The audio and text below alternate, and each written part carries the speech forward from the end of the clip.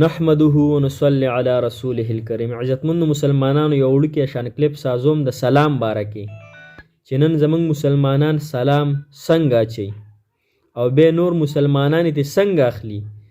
نو چې ته سلام واچې السلام علیکم به ته یې په خیر علې، بیا به ورته بل باندې سلام واچې السلام علیکم خیر، بیا چې بل سلام واچې السلام علیکم ای ښه چارې. قسمه قسم سلامونه دي. مسلمان به یو شان سلام اچي یا به ورته جواب بل شان ورکوي. مسلمان په مسلمان باندې 15 حقونه دي، هغې کې یو دی چې مسلمان به په بل مسلمان باندې سلام اچوي، دا په د بنیادي حق دی.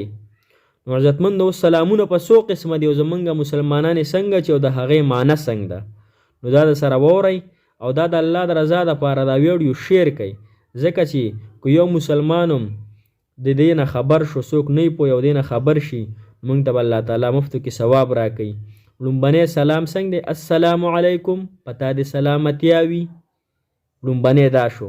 بیا دویم چې دی السلام علیکم، تاله دې مرګ راشي، تاله دې مرګ راشي. دریم نمبر بیا موږ څنګه سلام اچو؟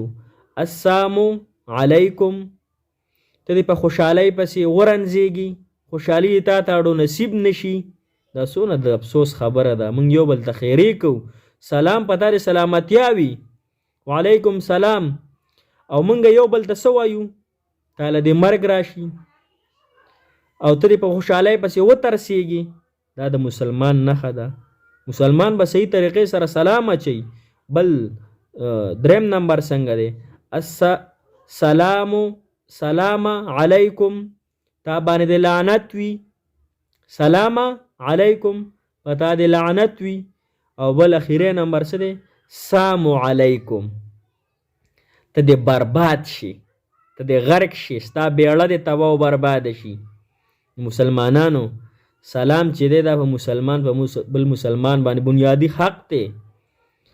او دعوت پې قبلې جنازه کې به شریک کیږي او موږ څه کوو؟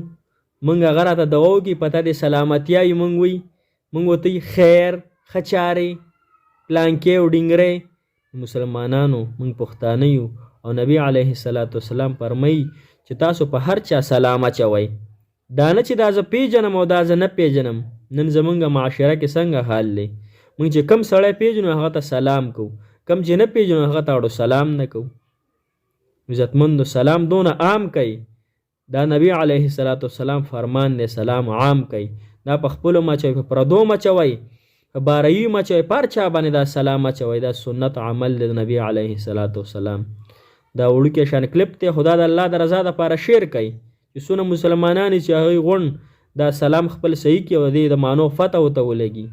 صحیح دی عزتمندو، الله تعالی دې مو تاسو له فدې د عمل کولو توفیق راکړي. واخر دعوانا الحمدلله رب العالمین.